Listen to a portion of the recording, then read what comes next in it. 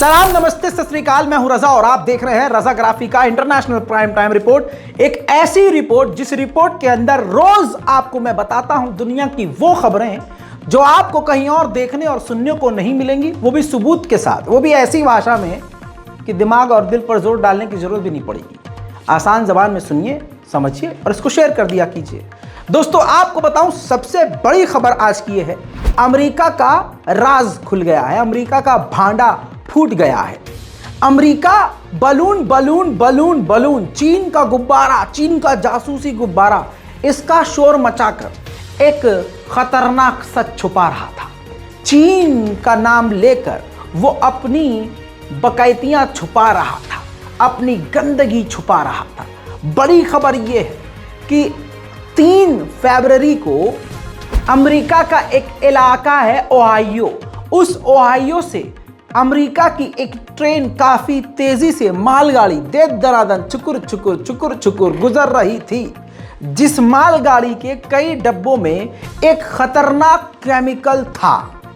अचानक वो ट्रेन पलट गई।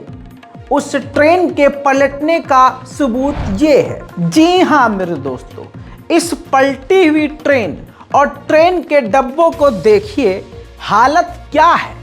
अब आपको बता दूं कि इसमें मामला क्या है। ये जो जल रहा है, धुआं निकल रहा है, ये इसके अंदर, ट्रेन के अंदर केमिकल था। वो केमिकल ऐसा था कि जब ये ट्रेन पलटी तो केमिकल अलग रंग का नजर आया। वो तस्वीर ये है, जरा ध्यान से देखिए।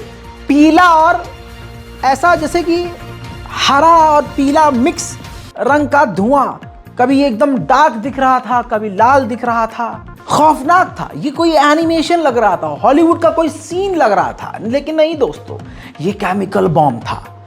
ये एक ऐसा केमिकल बॉम्ब था जिसके बारे में आगे आपको बताऊंगा, जिससे आपकी दिमाग की नसें फूल जाएंगी मेरे दोस्तों। हालात ऐसे हैं अमेरिका के। अमेरिका क्या छुपा रहा था? ये ऐसा केमिकल था जिसको डिस्ट्रॉय करना पड़ा। अगर ये नहीं करता अमेरिका तो ये हवा में मिल जाता, और हवा में मिल जाता तो क्या होता वो भी आपको बताऊंगा। अमेरिका ने तुरंत क्या किया, इन टैंक्स में, इस जो टैंक जो फटा है, जो केमिकल बॉम्ब था, उसको आग लगाया।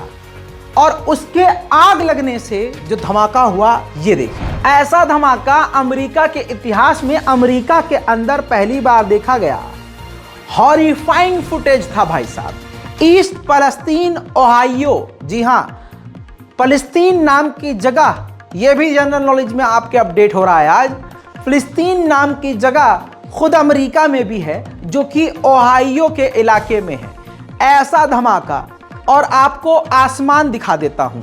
ये देखिए, ये आसमान, आसमान छोड़िए, ये ग्लोब, हमारे जो धरती है उसकी सतह, ऊपरी सतह, उस पर ऐसा ये उस पर नक्शा बन गया, धुआं। सोचिए कितना खतरनाक बम था वो।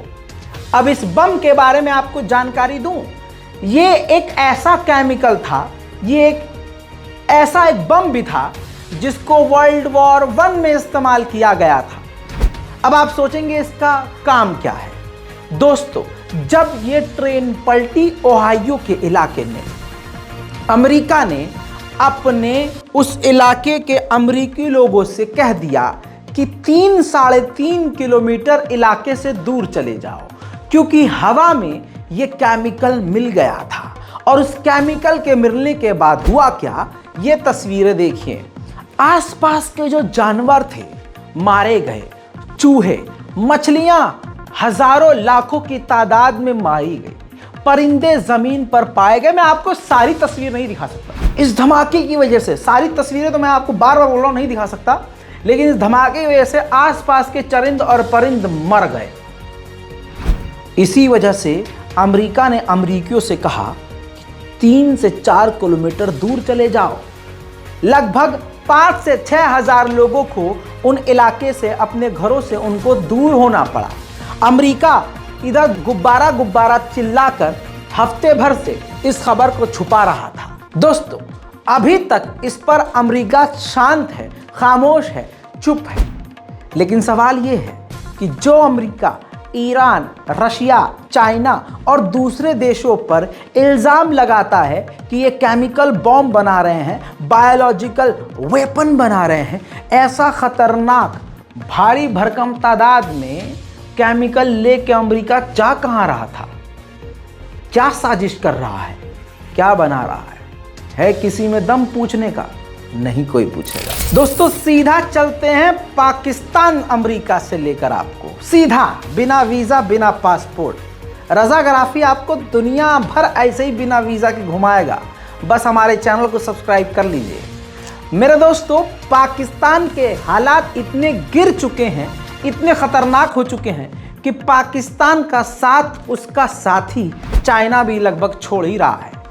चाइना ने ये ऐलान किया है कि हम अपने दफ्तरों को बंद कर रहे हैं कुछ समय के लिए, क्योंकि चाइना को और चाइना के दफ्तरों पर खतरा है टीटीपी और बलोच का। ये जानकारी खुद चाइना ने दी और अपने दफ्तरों को बंद कर दिया। चाइना ने अपने नागरिकों को अलर्ट पर रखा है।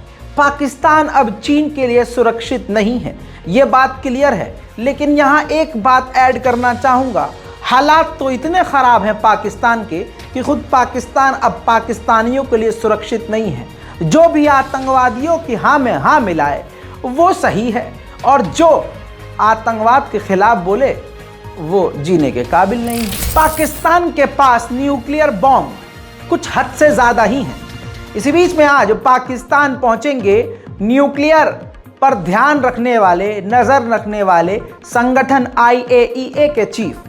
पाकिस्तान के पास जितने न्यूक्लियर बम हैं और न्यूक्लियर संस्थाएं हैं वहां पर वो पहुंचेंगे। जो न्यूक्लियर परमाणु उनका जो भी जहां उनका अड्डा है पाकिस्तानियों का, उनका वो दौरा करेंगे और परमाणु योजनाओं पर बात करेंगे। अमेरिका के उस केमिकल की पोल खुली तो अमेरिका ने चीन पर भी रिपोर्ट जारी कर दी और कहा कि वो जो बलून का हमने जांच पड़ताल किया उसमें हमने पाया, हमारे एक्सपर्ट्स ने पाया कि उसके अंदर हाई रेजोल्यूशन कैमरा मौजूद थे, जो एक्सपर्ट बता रहे हैं कि जासूसी के लिए इस्तेमाल होते हैं। इलेक्ट्रॉनिक डिवाइस भी उसमें मल्टीपल टाइप्स के थे और कई तरह की उसमें ऐसी चीज़ें हैं जिसकी अभी जांच चल रही है। तो अमेरिका ने क्लियर कर दिया कि ये आम बलून नहीं था, ये जासूसी वाला बलून था। अब ये आसमान वाला खेल तो चल ही रहा है, लेकिन एक बात क्लियर है, दुनिया में भैया शांति नहीं है। शांति वही मिलेगी, ज़रा सोचिए, आप और हम 100 गज, 50 गज, 150 गज, 400 गज, 800 गज की जगह के लिए लड़ रहे हैं। शांति तो सिर्फ वही 6 गज की जगह उस कब्र में ही मिल रही भैया। खैर, अमेरिका के इस बयान पर अब ये रिपोर्ट जारी की है किसने? चीन ने। चीन ने कहा है कि ठीक है, 2020 से 21 के दौरान शिनजियांग और हमारे कई इलाकों पर अमेरिका ने 10 बार अपने ऐसे गुब्बारे भेजे थे, तो हम भी इस पर जवाबी कार्रवाई करेंगे, बस थोड़ा इंतजार कीजिए। अच्छा, चीन को भी शरीफ मत समझिए, चाइना भी अपने देश के अंदर की सारी खबरों को दबाता है। अब चीन में खतरनाक प्रदर्शन चल रहा है, क्या आपको कोई बताएगा? नहीं, अरे मैं बताऊंगा भाई साहब, रज़ा गराफी काहे के लिए है। ये देखिए, ज़बरदस्त प्रदर्शन है। प्रदर्शन की वजह यह है कि चीन की सरकार ने जो पॉलिसी है, जी हाँ, जो पेंशन की पॉलिसी है उसको बदल दिया है। जैसे फ्रांस में हुआ है और कई जगह हुआ है कि पेंशन या तो ख़त्म कर दी गई है, जैसा ईरान में भी हुआ है कि पेंशन कम कर दी गई है और कई लोगों की ख़त्म कर दी गई है। तो ऐसे में जोहांगशांग पार्क के अंदर चाइना में ज़बरदस्त प्रदर्शन हो रहा है। पूरे चीन में जो युवा हैं वो युवा बुजुर्गों का साथ दे रहे हैं और पूरे चीन में जगह जगह प्रदर्शन हो रहा है। देखिए,